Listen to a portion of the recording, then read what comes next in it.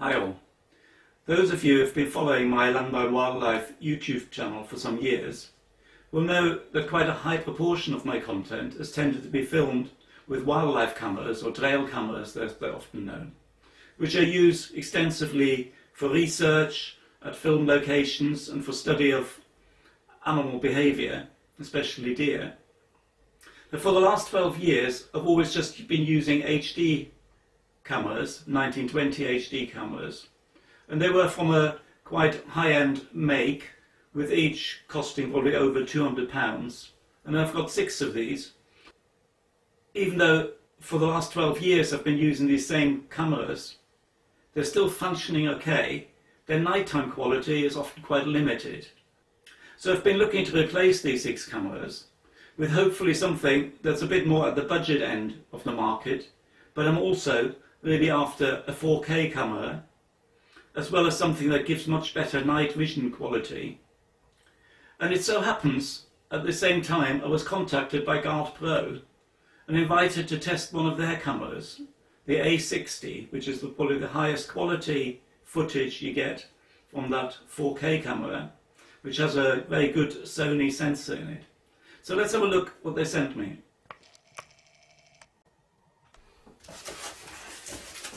So here's the camera, the A60, and also a GuardPro solar panel, which is the SP350.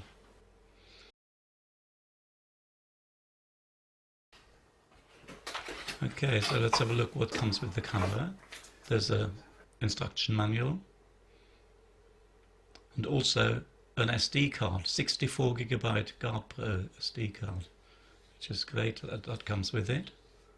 Also a connector for the PC and a strap to tie it to the tree and so on. So here's the camera, which has got side sensors which help to pre-activate the camera before it actually gets into the main field of view. It's really nice and solidly made, quite a good weight to it. You can see connectors at the back and also at the bottom in case you want to put it on a tripod. So let's have a look inside. You can see a nice large display screen and also a card slot for the memory card and an on-off button for the menu, although at the moment I haven't got any power connected.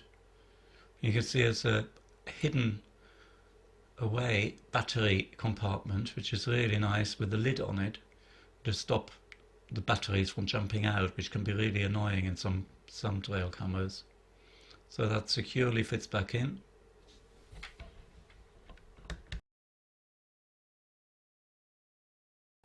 So let's look also at the solar panel, this SP350. Again, an instruction manual with it, and seems to be really nice and solidly made. It's got a good weight to it and a lithium battery inside it, which can actually be pre-charged rather than waiting for the sun to charge it up, and a nice long extension cable, so you don't have to have it too close to the camera if it's not in a good position. It also has a mount to mount it to a tree. There's a connector at the back of the camera there.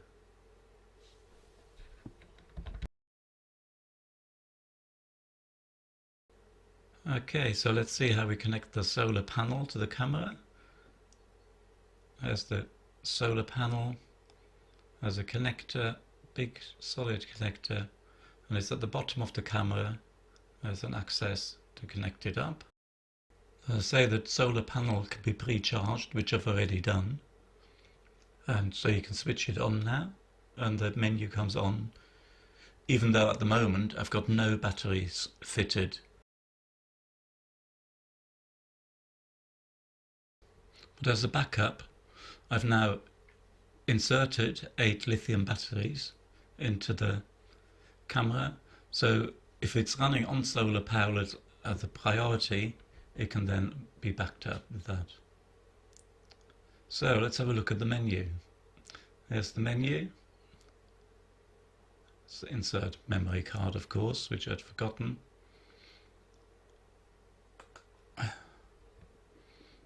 And then we can have a look at the menu. Let's have a look what it does.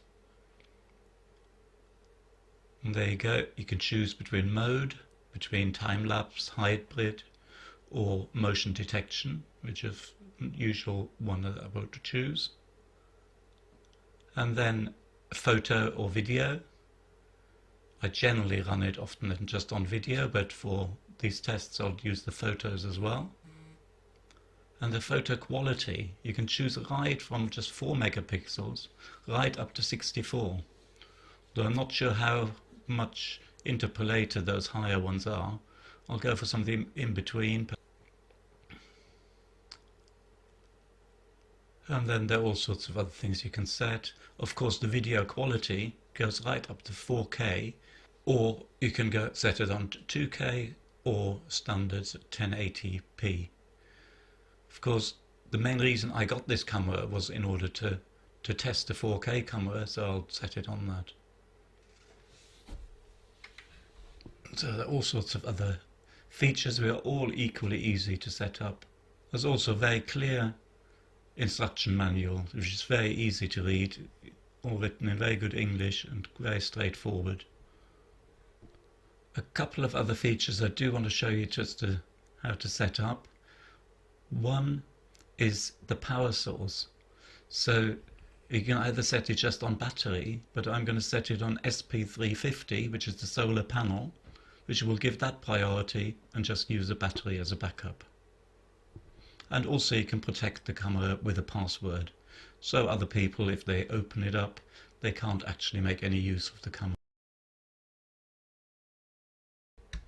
So once you're happy with all the settings, you have it in the on position, press the start button and it'll count down to give you 30 seconds to finish anything else you need to set up while you're mounting it on the tree, and it's ready to go. So just to test the camera out, I've set it up for 3 days in a local wood alongside another camera that I already had there, just to see how it would get on. And really what I'm first of all very impressed with is the nighttime quality of the footage.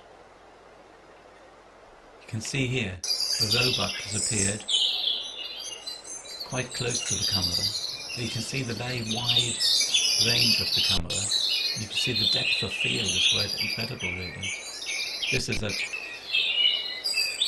dawn, about half an hour before sunrise. You'll notice the sound quality is really also quite amazing. Being taken at dawn, of course, is particularly loud in any case.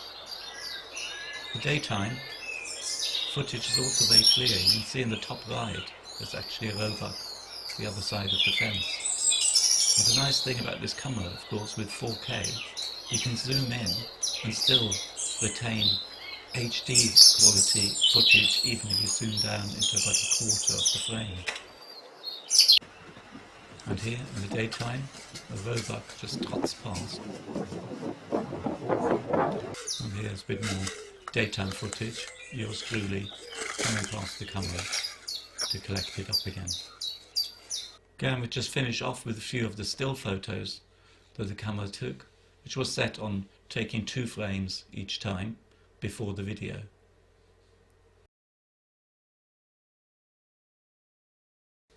Okay, having just done a couple of days of testing of the camera with just the battery mode, I'm now looking forward to actually testing it properly in all the different settings, including the solar panel, for the next month or so at a different location. Look forward to seeing you back in 4 or 6 weeks' time, when I should have much wider range of footage, when I've tested the camera much more fully. In the meantime, if you're interested in the GardePro A60, or indeed any of the other cameras, there's currently a spring sale at GuardPro, and if you see the main description for the affiliate link, there's also a discount code, Jochen15, which gives you 15% off in addition to the reductions in the spring sale. Thanks for watching.